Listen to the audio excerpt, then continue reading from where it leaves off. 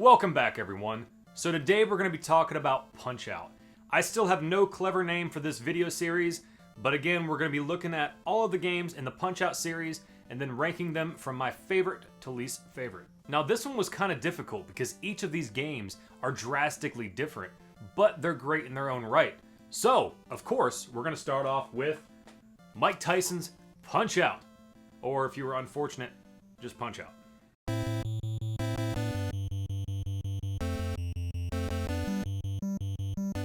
Now, I know I've talked about this game in the My History with the NES video I did a while back, but we're going to talk about it again. Why? Because it's a great game, and one that I still play all the time. Matter of fact, this is the first game I ever learned to speedrun, and I got myself on the leaderboards. I'm proud of that. Now, the one thing that kind of cracks me up about this game is the fact that so many people consider it to be like one of the hardest NES games out there. And to be honest with you, to me, it's not. Now, before people start freaking out, hear me out here. I remember playing this game as a kid, and of course, there was no internet, so I had to figure everything out myself. But once I figured out a boxer's pattern, all of a sudden, it just gets easier and easier and easier each time you fight him. And that's what makes this game so great, because it is difficult the first time you play it, but once you figure it out, it's great. So it's not broken by like really shitty controls or anything like that. It's all pattern based. And once you memorize that, you get the muscle memory, it's kind of a breeze. Now here's the thing, I didn't beat this game for the first time until a couple years ago. I know I made it all the way to Mr. Sandman when I was a kid, and I could not beat him. For the life of me, I just could not beat him. And I'm thankful to find out later on that I'm not the only one. There are so many people to this day who have never beat Mr. Sandman. But here's the thing, not many people have the luxury of going back and playing these games like I do. And I'm gonna tell you right now, trying to play this on like the NES Classic or on the Switch, good luck, because the input lag will kill you. I don't feel like you can play this game on anything but the original hardware. But the thing that always got me with Mr. Sandman was that damn triple uppercut. Oh my god, I don't know if it was the TV that my grandmother had, but I could never tell when he was gonna do anything. I had no idea. Like, I knew it was coming because he would pause, but I had no idea when he was gonna punch. So I would get lucky sometimes, but oh my god, he just obliterated me every damn time. So you could say it's taken almost 30 years for me to beat this game, but there was a good 10-year gap, if not longer, that I didn't play the game because I had no way of playing it. And when I started collecting, this was one of the very first games that I got. And even when I got it, I didn't really pick it up and start playing it. But I was so surprised by how much I remembered. Like, the muscle memory was just, it was there. And I flew through it. And I got to Mr. Sandman, and he kicked my ass again. But this time, I was motivated. I kept trying over and over again, and I eventually figured it out. And there it is. Then I got the Super Macho Man. I think he took me maybe 5, 6, 7 times before I got him down. At that point, I was like, I've beat this game, I've won, moving on. But eventually I had to come to terms with myself and admit that you have not beaten this game until you've beaten Mike Tyson himself, or Mr. Dream. And if you're interested in seeing the videos of me trying to beat Mike Tyson, I'll leave a link in the comments below. So once I beat Mike Tyson, I was like, this game was just kind of a breeze. Like, I could just fly right through it. And that's the thing, that's what makes it so great, because once you figure it out, it's easy. It's kind of like Mega Man. It's the same thing with Mega Man. It's a very hard game, but once you figure it out, it's actually kind of easy. And the primary reason of why I learned to speedrun it was because I was trying to find a new challenge for myself. And believe me, that's been a challenge. Anybody can beat this game, it just takes patience, and I promise you, once you figure it out, it's surprisingly easy.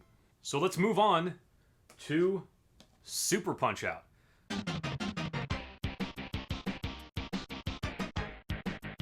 So this game was so weird when I first played it because it's so different than Mike Tyson's Punch-Out.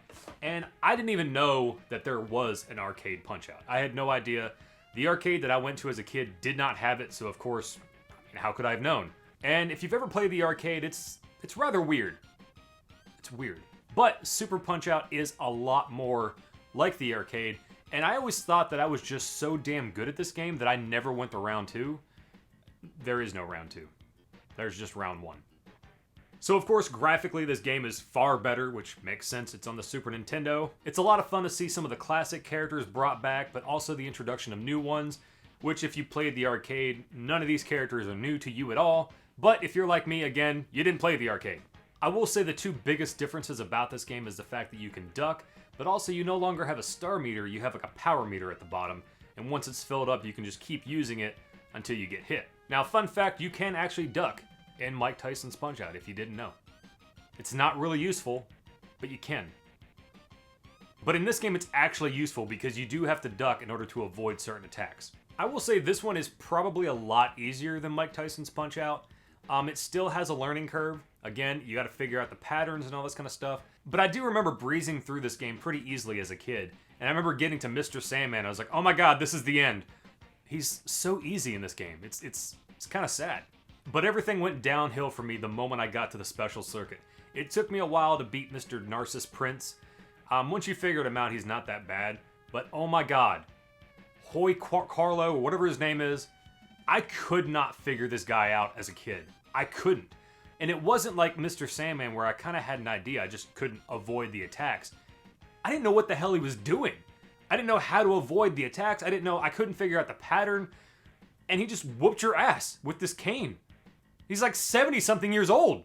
But the funny story about this is I remember actually bringing in my Super Nintendo Classic into work. I was working second shift at the time, and after like 5 o'clock, pretty much the entire office was gone. And, I had some free time to like hook something up to a TV and play some games while I was working. And I remember the night I finally beat Hoy Carlo. So yeah, I as a kid, I couldn't do it. And even as an adult, I struggled. My buddy Matt was there to witness it. He saw how many times I had to fight him. But I eventually got him. And you know what? He's actually my favorite fight now. There actually is a pattern. I just couldn't see it. In my opinion, Rick Bruiser is by far the hardest boxer in this game, and he's not even the champion. It probably took me 50, 60, 70 tries to figure it out. I had a hard time with him. But when I got to Nick Bruiser, which is his brother, the champion, I think 10. It only took me 10 tries because he had similar moves to Rick, but he had his own thing going on too. So I don't know, it didn't take me as long for Nick Bruiser. So in a way, it's kind of like Mike Tyson's Punch-Out as well, because I struggled so long on Mr. Sandman, but Super Macho Man only took me maybe 10, 12 tries. Same in this game, pretty much. So Super Punch-Out, a drastically different game than Mike Tyson's Punch-Out, but with the same spirit. A lot more like the arcade, like I said, but far better than the arcade, because the arcade is a pain in the ass, in my opinion. So, last up, we've got Punch-Out on the Wii.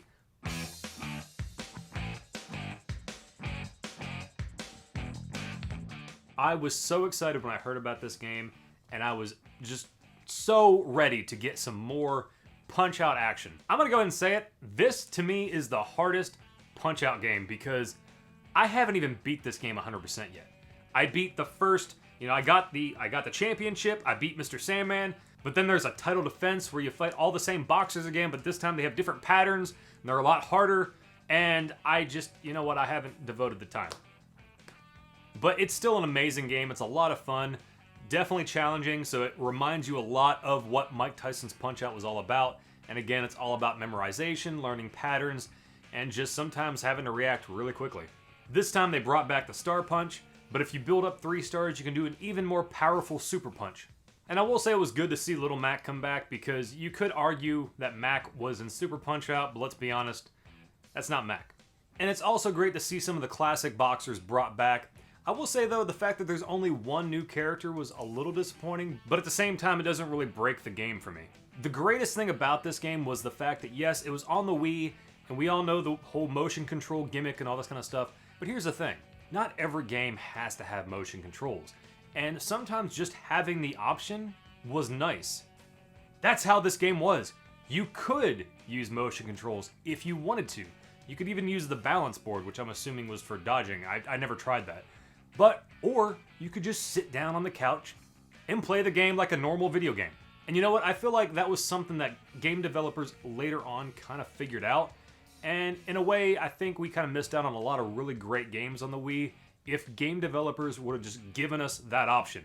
Motion controls are there if you want to use them. Otherwise, you play it like this. But the one fight I have to talk about in this game is Mr. Sandman. So again, he killed me as a kid. Took me forever to figure him out. Didn't beat him until I was an adult. And then Super Punch-Out comes along, and he's a piece of cake. Oh my god, he is a nightmare in this game. I feel like they took everything about Mike Tyson and just amped it up. And one of the attacks that always get me is the fact he'll do like this delayed punch, and if you dodge, you're taking the hit, no matter what. It took me forever to beat this guy. And quite frankly, I don't even want to fight him again. I don't want to do the whole title defense against him because it's got to be 10 times worse. Someday I will, but oh my god, I don't want to. It took me forever to beat him. But I finally did, and you know what? I beat the game. So, how do I rank these games? It's hard, because each one of them are just, they're a completely different game. It's not like Sonic, where it's the same game, just, you know, different levels and all this kind of stuff. They're completely different. But no matter what, Mike Tyson's Punch-Out will always be number one. It's just so nostalgic. It's so classic. It's one that I go back to all the time. You know what? I have to put Super Punch-Out probably second, because I'm actually learning how to speedrun that now. And then finally, Punch-Out Wii. But honestly, I like these games equally. They're all great in their own right. Well, anyway, thank you guys so much for watching. You know what to do. Like and subscribe. And let me know in the comments below how you would rank these games, or if you've played them all. Have you beaten them? Are you stuck somewhere? Let me know. And as always, I'll see you next time.